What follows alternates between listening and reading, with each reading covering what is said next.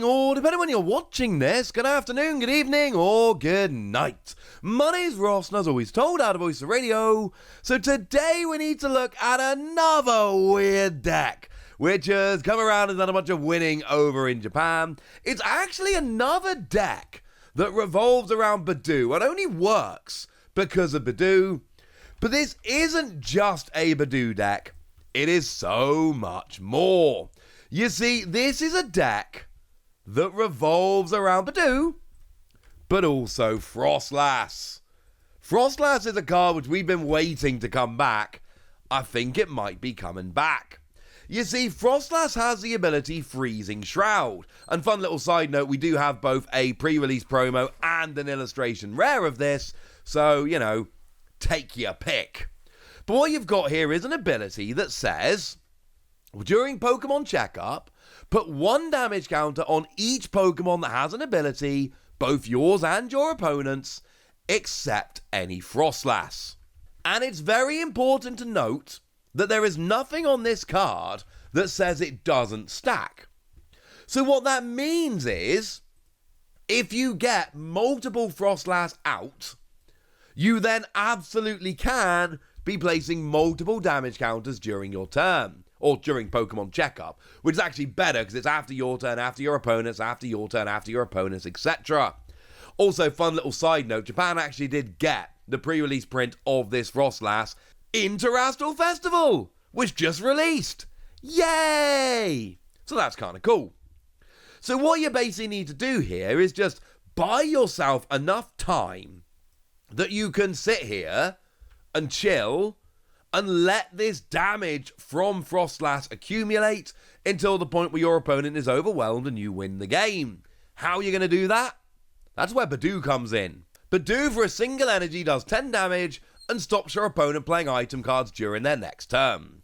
So the goal here initially is really very simple.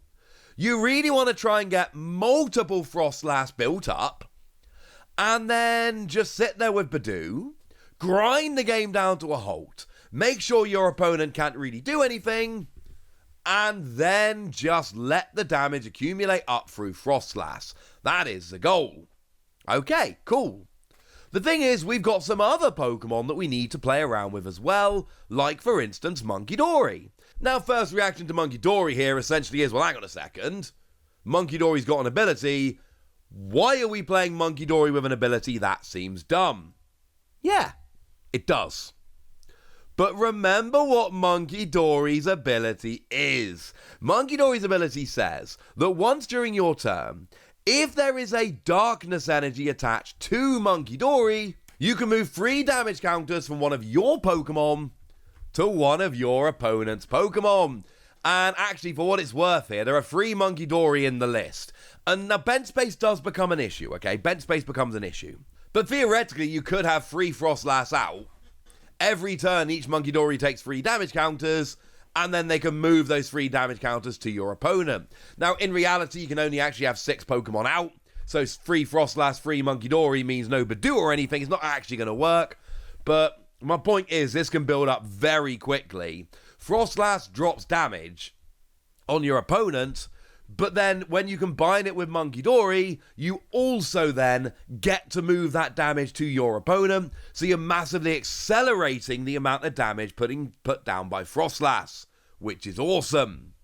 Because all the Pokemon we play here other than Budew actually have an ability. We play a Manaphy to protect our bench. We kind of have to play Manaphy because, well, we got 30 HP Budew and Pokemon with abilities that are taking damage from Froslass. We kind of need to stop our opponent taking cheeky prizes. And yes, Manaphy will build up damage from Froslass, but it can then be moved with Munkidori, so we're fine.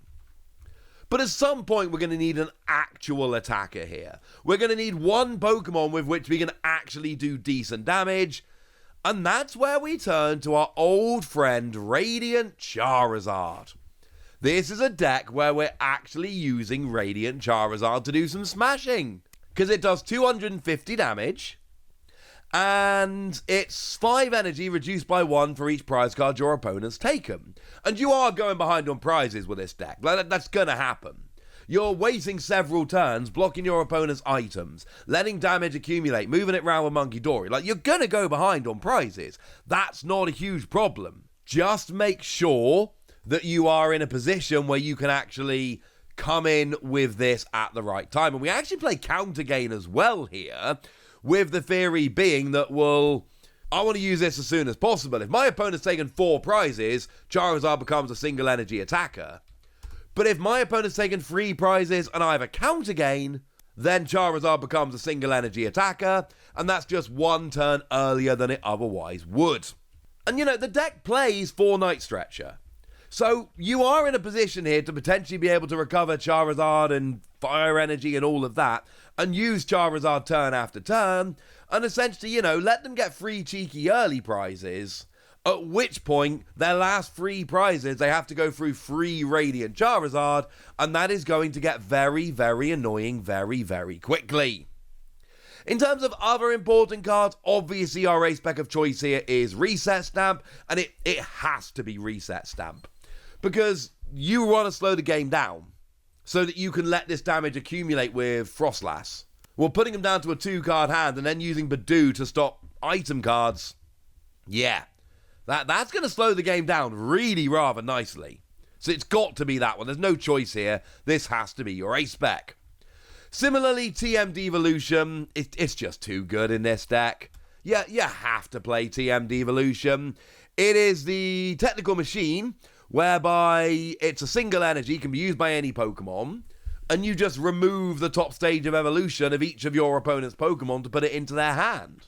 But hopefully, between Froslass and Munkidori, what you've essentially done is engineered a board state where you're getting rid of the top evolution, and the second evolution will be immediately KO'd. There is enough damage on each of your opponent's evolved Pokemon, whereby they're not KO'd, but the second you devolve them into a lower HP Pokemon, they will then be instantly KO'd. And this is kind of an awkward deck. But you can see where it's coming from. The combination of Budew and Reset Stamp to really try and grind the game down to a halt. And for what it's worth, we see obviously Counter Catcher in here as well, because you're going to go behind on prizes. And then you can use Counter Catcher to drag a Pokemon into the active while blocking item cards to make it much harder for your opponent to get that Pokemon out of the active. You then spread damage around with Froslass and Munkidori. You've got things like TM Devolution to take advantage of low HP Pokemon. You've got Charizard and Counter Game to come and smash. And it all works nicely together. Our supporter line, by the way, here, Irida. Irida is absurdly good in this deck. Grabs you an item card and the water Pokemon. But, yeah, you've got a deck full of water Pokemon. Irida's going to be absolutely amazing. Ino, obviously brilliant here because you're going behind on prizes. Like, the ideal situation here is that you actually slow game, take 6 prizes at once. That's a dream with a deck like this. So, Ino's going to keep giving you a 6-card hand while hurting your opponent more and more as the game goes by. So, 4 of them is just absolutely essential. We play a Morty's Conviction. Discard a card from your hand to draw 1 for each of your opponent's bench Pokemon. Partly this is just decent draw, but also remember there's going to be a bunch of Area Zero Underdepths decks that are going to be running around, so if you find yourself up against one of them, this could potentially be a draw 8, and if you draw 8 cards with this, I feel fairly confident you're going to end up drawing the card you want. So it's decent draw generally, but it's also specifically good against decks which frankly do see a bunch of play in the metagame right now. And then we got a card which I think a bunch of you might have even forgotten existed. It's Zissou, who came around in Astral Radiance. Not a card that sees any... It's been a long time since I've seen a deck with Zissou in. But what it does is it lets you draw until you got one more card in hand than your opponent. Which is actually kind of brilliant in a Budew deck, because what you're trying to do here is slow the game down. Your opponent keeps building up a hand of unplayable item cards, and then you go and draw loads with Zissou. Like, a lot of the time what you really want to do is disrupt your opponent's hand, but I'm telling you that when you're not disrupting their hand and they've got a big handful of unplayable item cards, this is gonna be an awful lot of fun. Here's a list as a whole, and it's again, and we're seeing this more with Budew, it's a weird deck. that doesn't generally play like we normally see, but I don't think that's a bad thing. You watch the damage accumulate up with Froslass, you move damage around with Munkidori from your own side, you go and smash with Charizard when you need to, you devolve when you need to, and you end up with a really, really annoying deck. Is it going to be the best deck in the format? Maybe not. Probably not even. But I'm telling you, this is a really fun deck with a lot of potential, and it's a weird deck that I'm willing to bet most, if not all of you, have never even considered, because I know I hadn't. So you know what? This seems fun to me, the kind of thing we should be talking about, but we have now, so now it's over to you guys. Tell me what you think about this in the comment section. Go nuts! Be nice. And then make sure you like this video, subscribe to this channel, follow me on Twitter at @TheWasi.